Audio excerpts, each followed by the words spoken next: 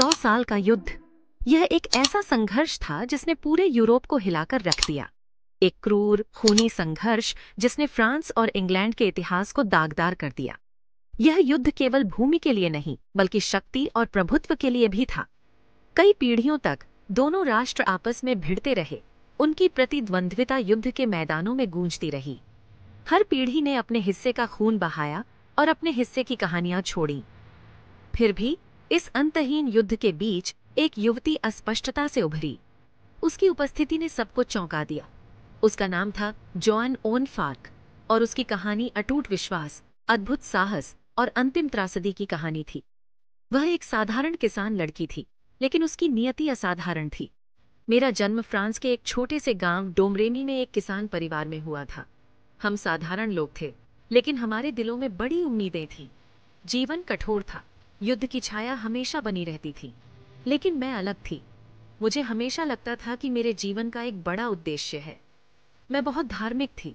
मुझे दर्शन होते थे और आवाजें सुनाई देती थीं, जिन्हें मैं संत माइकल, संत कैथरीन और संत मार्गरेट का मानती थी। ये आवाजें मुझे मार्गदर्शन देती थीं। इन दिव्य हस्तियों ने मुझे एक पवित्र मिशन दिया, फ्रांस को बचाना और डोफिन चार्ल्स सातवें को सही राजा के रूप में ताज पहनाना। यह एक असंभव कार्य लगता था, लेकिन मेरे विश्वास ने मुझे शक्ति दी। अपने दृढ़ विश्वास से प्रेरित होकर जोआन ने अपने मिशन को पूरा करने की ठान ली। युवा जोआन ने एक असंभव यात्रा शुरू की। वह अपने गांव से निकलकर एक लंबी और कठिन यात्रा पर निकली। 17 वर्ष की आयु में उसने चिनों की यात्रा की, जहां संशयवादी डोफिन चार्ल्स रहता था। यह यात्रा उसके लिए एक महत्वपूर्ण मोड़ साबित हुई। हालांकि उसके अटूट विश्वास और उसके संदेश की तात्कालिकता ने दरबार को प्रभावित किया। उसकी बातों में एक सच्चाई और दृढ़ता थी जिसने सबको प्रभावित किया। चार्ल्स, जो एक चमत्कार के लिए बेताब था, जोआन को एक सेना देने के लिए तैयार हो गया।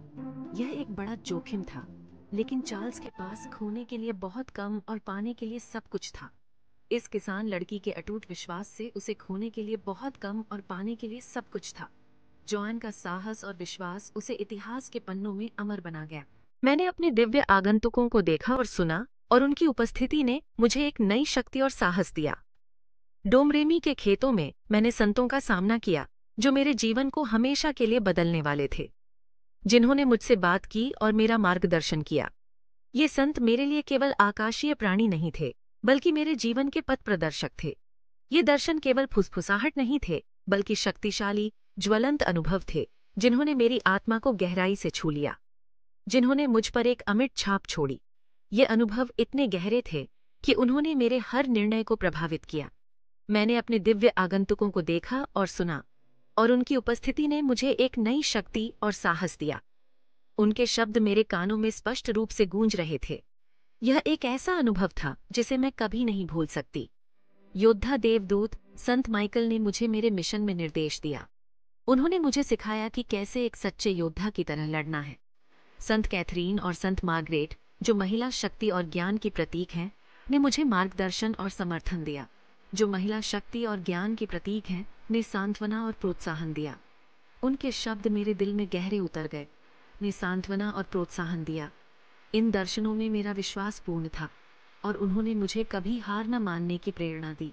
इन दर्शनों में मेरा विश्वास पूर्ण था। मेरा विश्वास उन शंकाओं और आशंकाओं के खिलाफ एक अटूट ढाल था जो मेरे आसपास के लोगों को सताती थी। मेरा विश्वास उन शंकाओं और आशंकाओं के खिलाफ एक अटूट ढाल था जो मेरे आसपास के लोगों को सताती थी।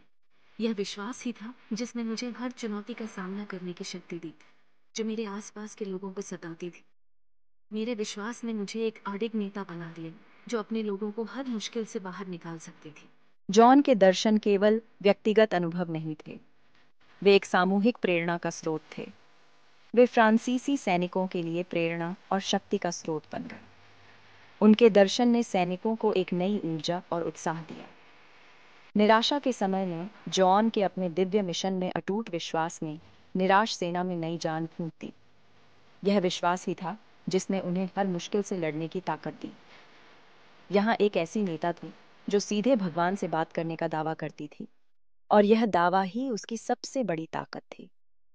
जो युद्ध के सबसे अंधेरे समय में आशा की किरण थी। उसकी उपस्थिति ने हर किसी को यह विश्वास दिलाया कि वे जीत सकते हैं। 17 वर्ष की छोटी सी उम्र में जॉन ने खुद को एक क्रूर युद्ध के बीच में पाया। एक पूरे देश की आशाओं और सपनों का भार उसके कोमल कंधों पर टिका हुआ था।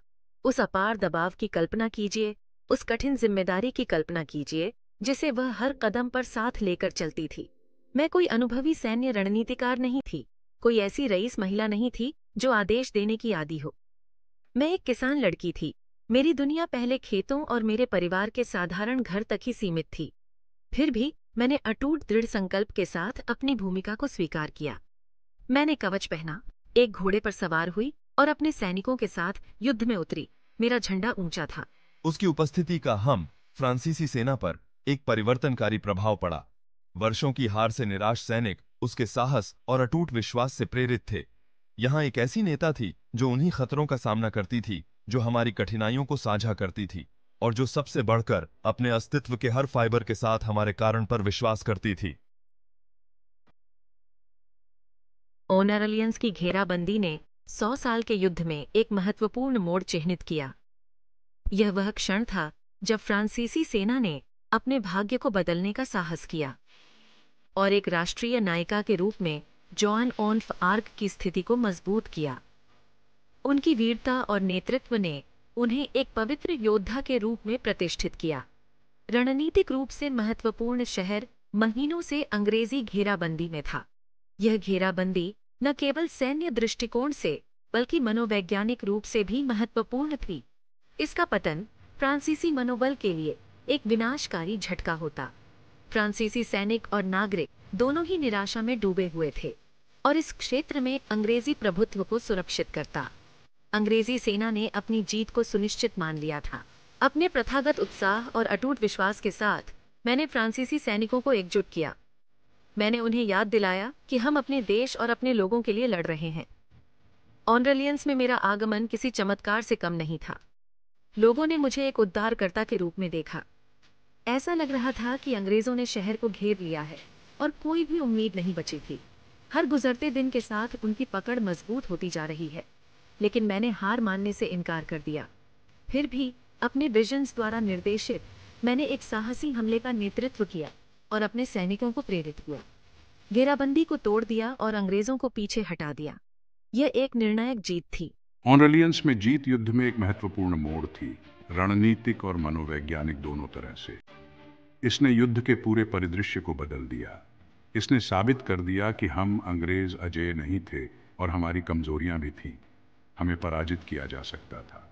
यह हमारे लिए एक बड़ा झटका था। इससे भी महत्वपूर्ण बात यह है कि इसने फ्रांसीसी लोगों के दिलों में आशा की एक चिंगारी जगा दी।